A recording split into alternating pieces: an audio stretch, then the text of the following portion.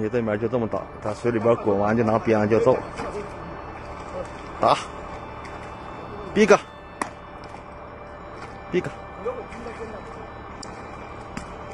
白扯，没咋使劲也。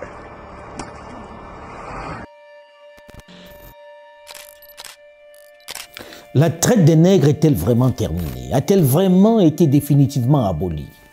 Et si elle s'était simplement déplacée? Et si elle avait simplement changé de site, changé de lieu? Lorsque l'on regarde ces images si violentes, si humiliantes pour la race humaine, lorsque l'on dresse un bref inventaire de ces morts dans les mines, on ne peut que s'interroger sur la persistance de cette tragédie. Et si elle avait simplement changé de théâtre d'opération en s'installant directement en Afrique, avec des maîtres d'un genre nouveau?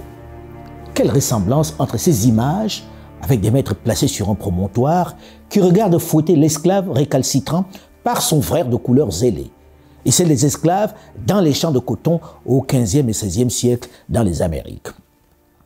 Pendant les 400 ans de traite transatlantique, le négrier était obligé d'avoir un grand navire avec un équipage musclé pour parquer dans les cales comme du bétail les noirs qu'ils attrapaient ou qu'on leur vendait. Aujourd'hui, dans l'esclavage dit moderne, c'est directement sur le lieu de naissance, dans le propre pays, souvent même dans le village de l'esclave qu'il opère, qu'il l'exploite, en même temps que les richesses de son sous-sol, avec la complicité active des chefs locaux. Les pacotis, gin, whisky de l'époque ont été remplacés par des discrets virements et de l'espèce sonnante et trébuchante au chef. Lorsque je me suis lancé dans la folle idée de réaliser un documentaire sur les richesses minières de la République démocratique du Congo, je savais, c'est vrai, que je m'attaquais à des intérêts importants, à des mastodontes financiers et industriels capables de me broyer d'un hochement de tête, d'un simple claquement de doigts. Je savais que c'était risqué, mais j'avoue que je ne mesurais pas à quel point c'était nébuleux, une véritable mafia sans foi ni loi. La version très romancée des médias internationaux qui se contentent trop souvent de n'évoquer que la responsabilité des groupes armés venus d'ailleurs dans les conflits qui ensanglantent depuis des décennies l'Est de la République démocratique du Congo est une aubaine, du pain béni pour eux. Ça les arrange que l'on réduise cette tragédie à des guerres tribales ou crapuleuses entre nègres. Mais elle cache une réalité bien plus grave, bien plus honteuse. Elle est à l'image du mal profond, du cancer qui ronge l'Afrique de part en part et la garde dans une situation de dépendance permanente. C'est pourquoi, malgré ces menaces, j'ai choisi d'aller au bout en invitant, dans le même temps, mes confrères subsahariens à investiguer chacun dans son pays sur ce pillage organisé, afin que plus personne dans les sphères du pouvoir, en Occident ou ailleurs, ne puisse dire « on ne savait pas ». Le cas du Congo que j'ai choisi de raconter au fil de l'eau, afin que personne ne puisse empêcher qu'elle soit connue, même s'il finissait par avoir raison de moi, est assez cocasse. La RDC, qui a la taille de l'Union européenne, est assurément l'un des pays les plus riches en minerais de la planète. Un vrai scandale géologique, comme on a coutume de le dire. À elle seule, elle concentre tellement de minerais dont le monde a besoin. Premier producteur mondial de cobalt, avec ses 100 000 tonnes chaque année, il fournit 70% de ce minerai essentiel dans la fabrication de batteries pour voitures électriques et pour nos milliards de téléphones portables. Premier producteur africain de cuivre avec plus de 1 500 000 tonnes par an. Autant de minerais dont le monde, qui par un grand renfort médiatique de transition écologique, a besoin pour fabriquer ses batteries électriques, ses voitures de nouvelle génération et ses téléphones portables. C'est donc un pays qui a un caractère stratégique déterminant pour la planète. Je vous épargne l'or, le diamant, l'étain, la cassitérite, le manganèse et bien d'autres minéraux. Pendant donc que la plupart d'entre nous la regardons cette RDC seulement du point de vue de ses artistes, de sa musique, les grandes firmes internationales ont décidé depuis longtemps déjà de lui mettre le grappin dessus. Elles sont toutes présentes dans le pays. Elles se le sont partagées comme les grandes puissances l'avaient fait en 1885 à Berlin pour nos nations. Glencore la Suisse, ENRC des Kazakhs, Smoke des Chinois, CNMC des Chinois, Ivanhoe des Canado-Américains, Metorex des Sud-Africains. Ainsi, la RDC n'appartient plus aux Congolais que virtuellement. Dans leur propre pays, ils ne sont plus propriétaires de grand-chose. Tenez, voici dans ce camembert la répartition des richesses minières de la RDC. Comme vous le voyez, 70% de ces minerais stratégiques appartiennent directement aux firmes étrangères. C'est elles qui les exploitent et les vendent sur le marché international. C'est elles qui spéculent avec ces réserves sur les marchés financiers. Le Congo est désormais spectateur et n'a plus rien à dire. Ces entreprises, elles ont pris nos gisements, elles sont allées les donner en garantie à des banques étrangères et elles ont emprunté. Au lieu d'amener des capitaux qu'on nous avait promis, c'est des prêts qu'on nous a amenés à des taux qui dépassaient 10% alors que nous savons qu'ils les avaient à 2 ou 3%. Dont les entreprises à qui on a donné les concessions sont allées gager les mines du Congo auprès des banques. Et ont emprunté alors qu'elles devaient amener des capitaux. Elles ont amené plutôt des prêts. Je ne vais pas revenir sur ces pillages de grands groupes internationaux dont j'ai parlé dans une précédente chronique que j'ai intitulée « Comment récupérer nos richesses minières » et qui est encore sur ma chaîne YouTube. Et les 30% restants, à qui appartiennent-ils? Ceux qui théoriquement ont échappé à l'appétit vorace de ces firmes, ce que l'on appelle l'industrie artisanale, qui en bénéficie? Selon le code minier congolais, seuls les Congolais peuvent en bénéficier. Il leur est exclusivement réservé. Là encore, erreur. Là encore, ils sont exclus, tellement exclus, totalement exclus. Mais comment est-ce possible? Et là, on tombe des nues en découvrant l'ampleur des vols, du machiavélisme qui prévaut dans ce secteur, qui a priori ne devait profiter qu'aux nationaux.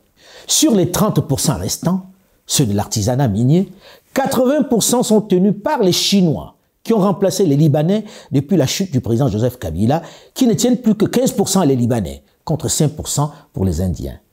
Rien pour les Congolais. Des chiffres que, naturellement, certains mettent en doute à Kinshasa. Pour en avoir le cœur net, pour ne pas se contenter de spéculations, nous avons décidé d'aller dans les mines de ces différentes régions de la RDC. Nous nous sommes décidés à aller sur place enquêter, voir comment se partage cette manne naturelle. Après l'extraordinaire périple dans les hautes montagnes du Nord Kivu, dans les mines de Rubaya, dans la belle et luxuriante région du Massissi, nous avons tenté ensuite de nous rendre dans les mines de Walikale, toujours dans le Nord Kivu. Figurez-vous que malgré la présence dans notre avion des autorités locales, notamment des députés nationaux, du président du conseil d'administration de la puissante GECAMINE, des administrateurs de la FEC, la Fédération des entreprises du Congo, malgré l'autorisation donnée par la présidence de la République, tenez-vous bien, la société américaine Alphamine, propriétaire de Bézi, à Walikale, producteur d'étain et de cassitérite, nous a clairement dit qu'il n'acceptait pas que nous venions chez lui. Pas question de venir fouiller dans ses affaires. En plus, c'est lui qui possède l'aérodrome, le seul dans le coin. C'est dire la puissance de la firme. Il est sur son territoire et pour atterrir sur place, même l'autorisation de la présidence de la République ne suffit pas. Allez donc déterminer les quantités d'or et de coltan qu'il y produit. Allez donc savoir ce qu'il fait dans sa propriété, puisque l'autorité n'y a pas accès. Une discrétion qui accrédite la thèse selon laquelle il y extrait le minerai rare, très rare de nobium, celui nécessaire à la stabilisation des fusées. Circuler, il n'y a rien à voir. Il n'a d'injonction à recevoir de personne. Congo dit panda. Bref, de guerre lasse, nous avons capitulé et figurez-vous que nous sommes là dans la région du Nord Kivu qui est en état de siège, avec un gouverneur militaire. Impossible de le faire plier. Il est le roi sur place, n'en déplaise à ceux qui parlent de souveraineté du Congo. Nous avons ensuite mis le cap sur le sud Kivu en empruntant le majestueux lac Kivu et ses paysages à vous couper le souffle. Malheureusement, dans ce décor de rêve, nous avons croisé des esclaves des temps modernes dans les mines de Luhihi, dans le territoire de Kabare, dans le sud Kivu. Je vous épargne l'étape éprouvante sportive des Nyabibwe, perchés à 2200 mètres d'altitude, où les creuseurs ont fait des gruyères dans l'impressionnante montagne. Un vrai supplice. Mais le plus fort dans cette aventure était l'étape suivante. Une fois à Bukavu, la capitale de la province du Sud Kivu, nous avons décidé de partir vers les mines d'or de Kamituga. En raison de l'insécurité sur les routes, nous avons choisi l'option d'un petit avion. On se retrouve à l'aéroport de Bukavu. Là, nous sommes à l'aéroport de Bukavu. Pour aller sur une mine du Congo, il faut l'autorisation des Chinois. Ça veut dire que il existe un territoire chinois dans ce pays, la RDC. Un territoire chinois tout simplement parce que personne ne sait ce qu'on produit dans ces mines-là, personne ne sait les quantités de minerais que l'on sort dans ces mines-là. Personne ne sait ce qui se passe dans ces camps-là, dans ces mines-là. Ils déclarent ce qu'ils veulent, mais c'est classé en mine artisanale. Dans les statistiques des mines que l'on présente, personne ne peut dire ce qui sort des mines chinoises. Les compagnies occidentales qui ont acheté ici il y a quelques années, qui ont signé ici il y a quelques décennies, les ont toutes vendues à celui qui avait du liquide, les Chinois. Aujourd'hui, si vous voulez visiter une mine, vous demandez l'autorisation en territoire congolais. Comment peut-on parler d'indépendance? Est-ce que ça ne nous interpelle pas? Les Chinois ont leur propre milice pour exploiter. Il y a des mines qui sont exploitées. Le plus proche de nous ici, quand vous allez dans Kaouzi-Biega, les Chinois sont en train d'exploiter. Je ne sais pas, ils ont l'autorisation de qui. Mais je peux vous dire aussi qu'ils sont maintenant en train de vendre de l'or sur le marché noir. Donc, c'est-à-dire, ils viennent de l'or exploité sur les territoires congolais. L'autorisation de qui, on ne sait pas, mais cet or est vendu sur le marché noir. Ça veut dire qu'ils ne paient pas de taxes, ils empochent leurs dollars et ils partent. C'est tout de même une autorité morale, une personnalité dont la probité ne fait pas débat, qui accepte tous les risques pour aider ses populations, ses compatriotes qui parlent. Le docteur Denis Mukwege, le prix Nobel de la paix, qui vit dans la douleur cette nouvelle colonisation. Malgré le message de dissuasion des firmes chinoises opérant à Kamituga, nous avons décidé malgré tout de nous y rendre pour toucher la réalité du doigt. Après 30 minutes de vol, nous atterrissons sur la petite piste de brousse de Kitutu. Une piste improvisée sur de l'herbe avec des bousses de vache comme vous pouvez le voir. Une arrivée mouvementée. Mais nous ne sommes pas au bout de nos surprises, non. Les Chinois ont cassé le pont qui mène à la mine, oui. Première surprise. Donc, pas moyen d'accéder à leur site. En plus, ces soldats qui sont venus nous attendre et qui travaillent pour eux n'ont aucun moyen de déplacement. Ils ne sont pas vraiment venus pour nous escorter. Seconde surprise. Oui. On est en train d'assister à quelque chose d'extraordinaire. Quelque chose de surréaliste. Quand on dit qu'on est indépendant, on doit quelquefois s'interroger si c'est vrai. Nous sommes à Kamituga. On est venu pour voir la mine. La mine est à moins de 30 km d'ici. Mine non autorisée, exploitée par des Chinois. Personne ne peut mettre un nom sur la société chinoise.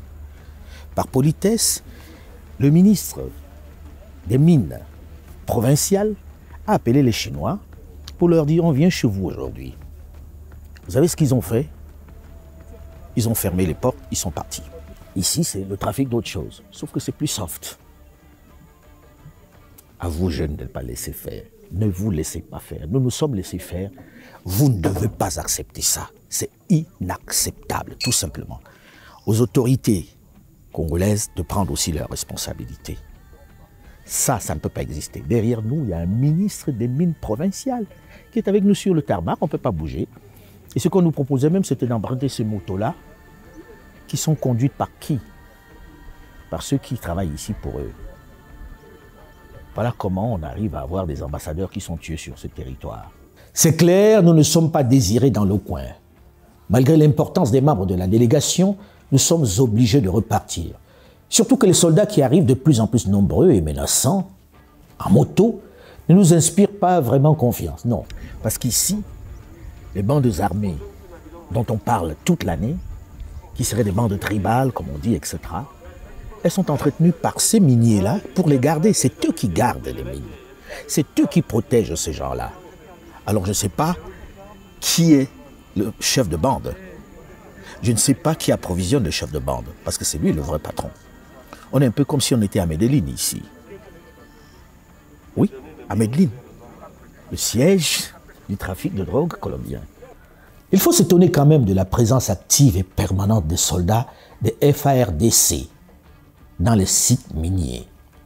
Une pratique qui viole la réglementation congolaise et même internationale et qui risque à terme de sortir les minerais congolais du marché mondial. Il l'était déjà. Il est revenu parce qu'ils ont corrigé les choses. Enfin, on croyait. Alors, courage, fuyons. Puisque nous ne pouvons pas nous rendre sur le site, directement dans les mines, nous choisissons de survoler à très basse altitude le site pour mieux juger la situation. Premier constat, il ne s'agit ni plus ni moins que d'une mine industrielle. C'est tout sauf artisanal ce qu'on voit. On a plutôt affaire à une exploitation semi-industrielle sauvage avec des excavatrices, des chargeuses, des bulldozers, des laveries d'or de dernière génération, des dragues qui raclent le fond des rivières et d'impressionnants camions-bennes. Second constat, jugez par vous-même la couleur de l'eau, l'étendue de la pollution de ce fleuve est lilas. Mesurez par vous-même l'étendue des dégâts sur la nature. C'est sans commentaire. On peut difficilement plus polluer une rivière qui, sachez-le, se jette plus loin dans le grand fleuve Congo. Déjà dans la région, on assiste à des maladies liées aux produits déversés dans ces rivières et fleuves où l'on extrait de l'or par ces firmes. Le mercure notamment, qui sert de solvant sélectif pour l'or. La dangerosité de ce produit n'est plus à démontrer. C'est pourquoi il est interdit pour toute exploitation industrielle en RDC comme dans le monde entier. Moi, j'ai soigné des malades qui étaient victimes des irradiations, des intoxications au mercure dans cette zone. Mercure.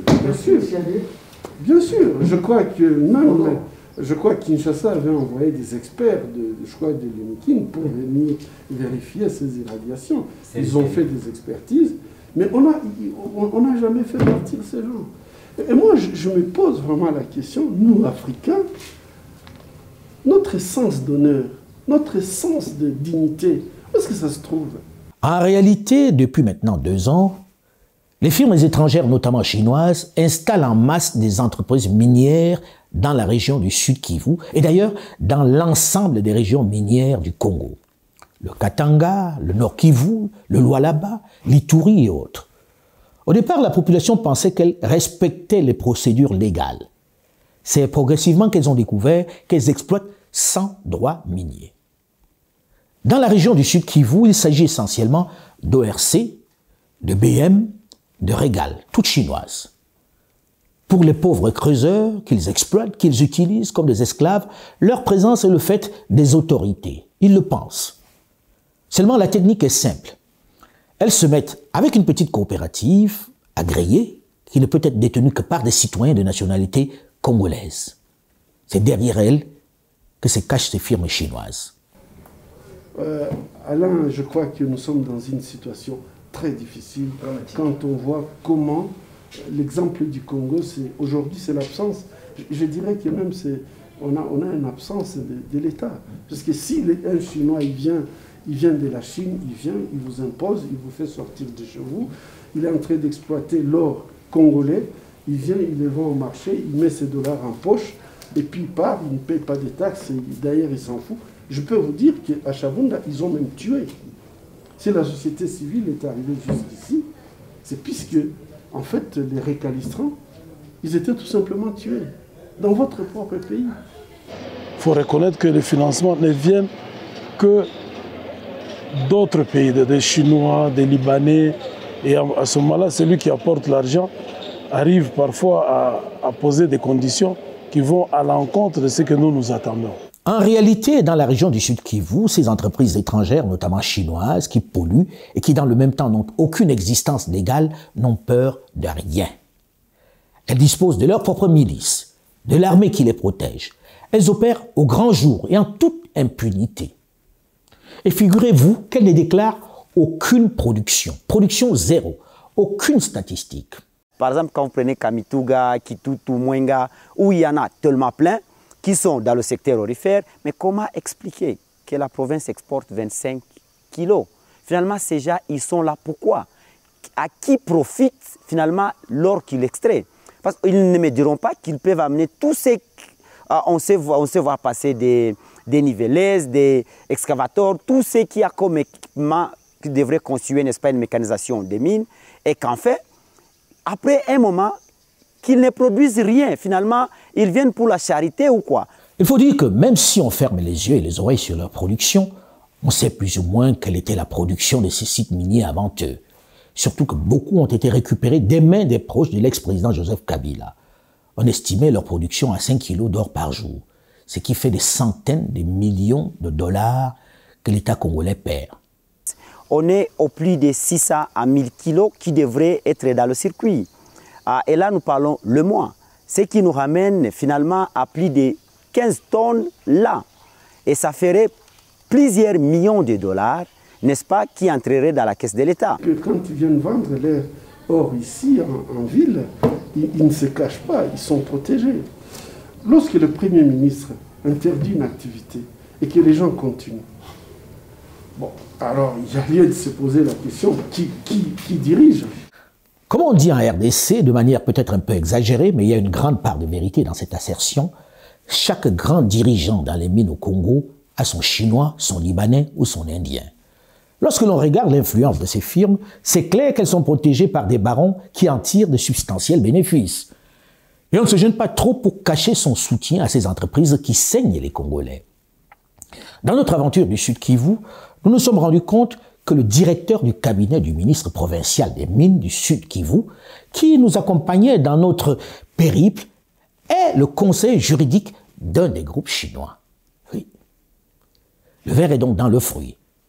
Et le directeur du cabinet du gouverneur, lui aussi, est le conseil juridique, en gros, l'avocat d'un autre groupe chinois. Bref, ces groupes ne risquent rien et ceux qui osent s'attaquer à eux peuvent le payer cher, très cher.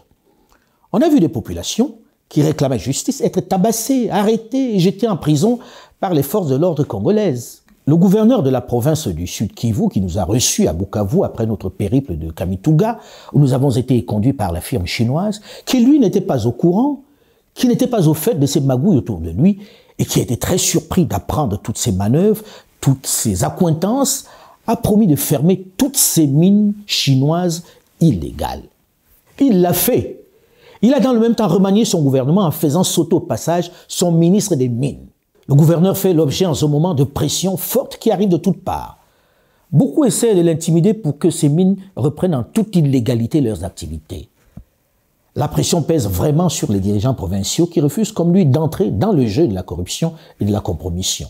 Et quand ils se retrouvent ici, malins qu'ils sont, parfois ils tissent des relations avec certaines personnes qui sont à Kinshasa. Et quand vous faites une pression sur eux, et vous recevez un coup de fil. Bon, on est un peu habitué, mais on sait que ça va passer tout ça. Aujourd'hui, nous avons une élite corrompue et qui accepte tout sans se poser la moindre question par rapport à moi-même, par rapport à mes convictions, par rapport à l'honneur. Et malheureusement, la population est dans l'ignorance totale. J'ai pensé pendant un moment, en initiant cette enquête sur les mines au Congo, quelle serait aussi l'occasion de mettre un visage sur les creuseurs, sur ces frères africains qui vivent en esclavage chez eux. Peut-être que dans les capitales, il reste virtuel pour nous. Il existe à côté de nous, dans nos pays, dans nos campagnes, des frères et sœurs, des familles qui vivent dans l'esclavage. Le choix de nos dirigeants ressemble parfois aux ventes faites par certains de nos ancêtres aux négriers en d'autres temps. Regardez ces visages, regardez ces familles. Dans quelles conditions ces personnes travaillent chaque jour pour pouvoir survivre tout simplement. Ici, le négrier ne leur a même pas construit de baraquement. Je ne veux pas faire de comparaison des souffrances. Je ne veux pas les mettre en parallèle avec d'autres souffrances, non. Mais la similitude dans le traitement est frappante. Je souhaite simplement attirer l'attention de nos dirigeants sur les drames qui se vivent à notre porte. Les injustices dont sont victimes nos frères et sœurs qui ne voient pas en quoi nous nous réjouissons dans les villes d'être indépendants. J'ai lancé une équipe de députés qui sont allés essayer de voir qu'est-ce qui se passe dans notre province. Arrivé sur une exploitation artisanale, quelqu'un qui pèse 80 kilos, il monte sur la balance, ça indique 47 kilos.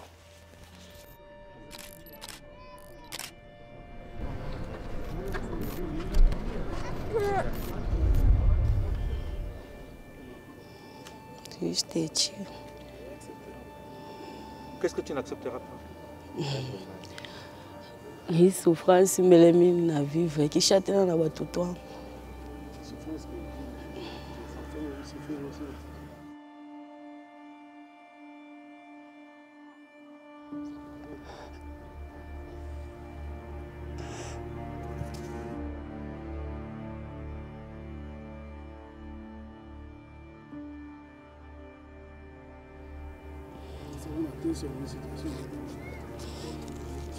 Pessoas.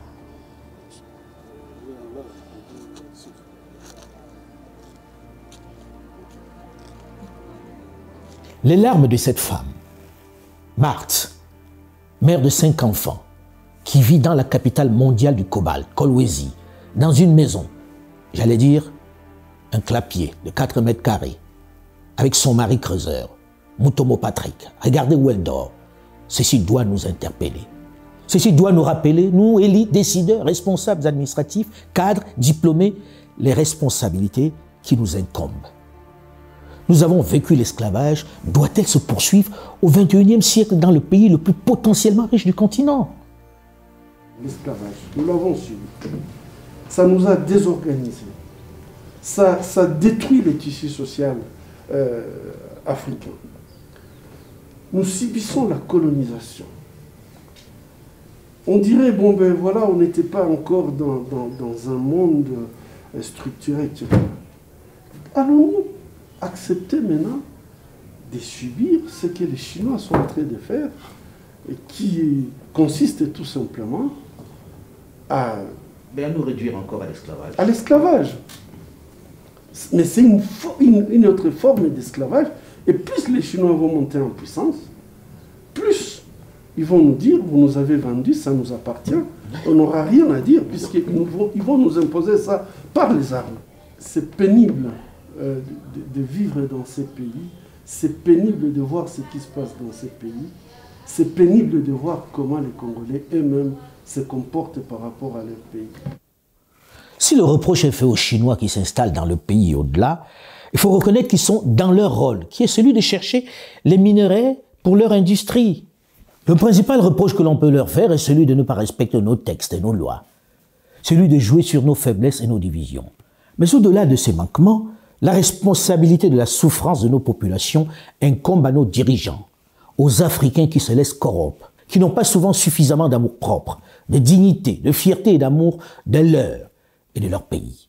Parce que dans les faits, si l'on peut comprendre la mainmise des grandes firmes dans le secteur industriel et tenter de l'expliquer en partie par l'ignorance de nos aînés, dans le secteur artisanal, on a un peu de mal à comprendre comment des acteurs économiques qui n'ont pas utilisé la force, qui ne nous ont pas violentés, sont en train de nous recoloniser en toute confiance, avec notre assentiment.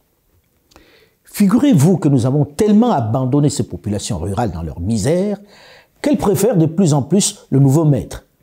Pas question pour eux de chasser le Chinois ou le Libanais des mines qu'ils décrient, qu'ils accusent de le voler. Mais il suffit seulement que vous attaquiez à ces Chinois aujourd'hui. Si ce ne sont pas les creuseurs qui vont se soulever, puisqu'ils ont l'argent, ils vont leur dire, écoutez, nous ne savons pas acheter, puisque l'autorité ne veut pas qu'on le fasse. Demain, vous avez les creuseurs, vous avez 60 000 personnes dans la rue, vous êtes obligés de plier et de vous plier. Et alors, c'est ça qu'on confond à la corruption. Il faut faire un choix. Soit on laisse les gens marcher, ils cassent, et vous ne savez pas travailler, soit on les laisse travailler et on se met à chercher une solution. Ceux qui rendent nos creuseurs esclaves partent brusquement, ça sera pire que ce qu'on pense. C'est quand même grave d'entendre ça. Les esclaves préfèrent garder ce maître-là plutôt que les chefs qui dirigent le pays. Tellement ils ne leur font pas confiance pour s'occuper d'eux. Terrible. Hivi tunatumika bintu pake vinaona imaloi tu na ujisha hapa. Utaweza kutumika bintu vizuri, muzio yabo haina ya bien. Elembe kipande bwa bapandishaki. Elembe kishuke bwa banashusha. Njo tuko naombako. Batusaidie kota ba partenaire ba Congolais benzetu. Baja chose na aba bazungu. Tuangalie namna kwanza kujisha marché bien. Hivi maisha yetu shitu hapa tuko ba crezer. Kuvivre kwetu tunavivre mwe bintu. Mena tu bitumika bintu bya mingi. Me unaenda kule unaangalia gri yabo haipandake. Gri yabo iko paka chini. Kama gri inapanda, tunaona kuma mezo nyingine. Kama elembe inapanda bantu kuko bapandishaki. Kutuza kunye hakuna bien, ma coopération tuna bazungu na bien. Njo vomie batasosie kwa tama mezo nyingine tuangalie namna kwanza kuishi. Pourtant, il suffirait de mettre en place, de créer un cadre dans lequel ces creuseurs vendraient leur production dignement, en toute confiance. C'est d'ailleurs ce que le président Félix Tshisekedi a initié en créant l'entreprise générale du cobalt, EGC. Mais pour l'instant, elle reste virtuelle dans les cartons. Même si un directeur général a été nommé, elle n'a pas d'existence sur le terrain. Si EGC, en tant qu'entreprise générale du cobalt, entreprise de l'État, ouvrait ses portes, je vous dis, les autres vont fermer, les creuseurs vont commencer à danser. C'est l'unique solution. Espérons que ce projet verra le jour et que le président Félix Tshisekedi ne cédera pas devant la pression des lobbies qui tirent leurs avantages de la situation de chaos actuelle. Il doit se souvenir que les élections sont dans seulement 2 ans et que les creuseurs dans le pays représentent désormais une force. Rien que dans la région de Kolwezi à Lualaba, ils sont aux environs de 170 000 creuseurs qui travaillent dans l'artisanat minier. Rien que dans cette région, imaginez-les organisés, soudés par leur souffrance. Imaginez le poids électoral qu'ils représentent. Alors il faut en tenir compte. L'éveil des jeunes n'est pas qu'un phénomène urbain. Il est aussi rural, surtout avec les téléphones portables. Et ceci représente une bombe sociale à laquelle il faut accorder une attention particulière. Il faudrait peut-être aussi que les décideurs à Kinshasa tiennent compte d'un autre phénomène, celle de la fiscalité qui oblige ces miniers dans le secteur de l'artisanat à vendre dans les pays voisins plutôt que chez eux. Si le Rwanda, l'Ouganda ou la Zambie sont plus grands exportateurs de minerais qui n'existent souvent pas sur leur sol, c'est bien parce que la RDC n'est peut-être pas compétitive. C'est peut-être qu'elle n'a pas les textes et les dispositions qu'il faut. Ce n'est pas seulement lié à une volonté d'hégémonie des autres. Mais ceci est une autre injustice dont on parlera certainement dans notre documentaire consacré aux richesses minières du Congo, bientôt. Et il faut bien comprendre que ce modèle congolais est à l'image, il est illustratif de la situation minière dans de nombreux pays d'Afrique noire. Ce n'est pas seulement l'affaire du Congo. Seulement, je suis optimiste, toujours afro-optimiste, lorsque je regarde la nouvelle classe des cadres africains, lorsque je vois cette jeunesse engagée. Je crois au changement, à l'avènement d'une ère nouvelle en Afrique, avec des jeunes décomplexés, soucieux de changer l'image désastreuse du continent, résolument engagés dans le développement de l'Afrique. Et j'espère que le président Félix Tshisekedi, en RDC, qui n'est pas vraiment un produit de la colonisation, qui ne porte pas le poids des erreurs, des magouilles, des malversations, de la malgouvernance des 60 dernières années, saura apporter une réponse à toutes ces attentes, qu'il saura répondre à tous ces enjeux au risque d'être balayé par une jeunesse assoiffée de changement, pressée de mettre fin à ces injustices dont nos populations sont quotidiennement victimes. Qu'est-ce que nous léguons aux enfants? Qu'est-ce que nous léguons à nos petits-enfants? Ça sera l'Afrique vendue par les Africains aux Chinois, et les Chinois vont nous dire « ça nous appartient, quittez ».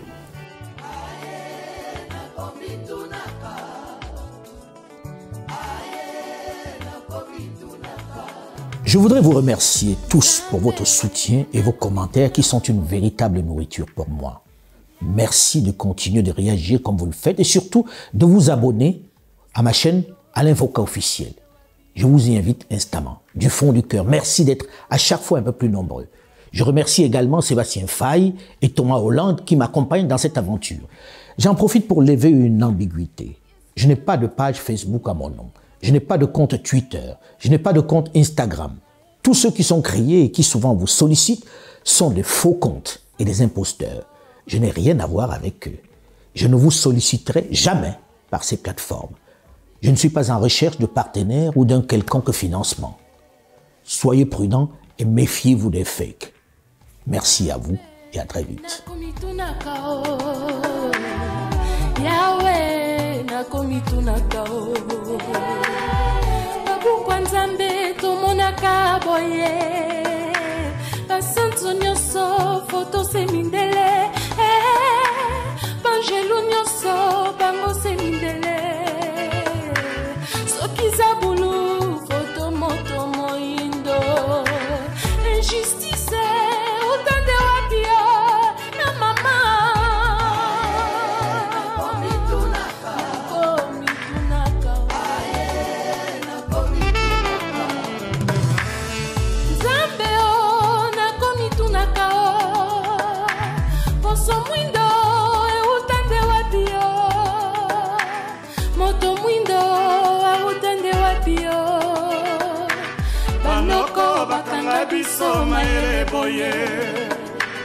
Bikekwa bakoko bango baboyaka Kisia bakoko bango bandimaka te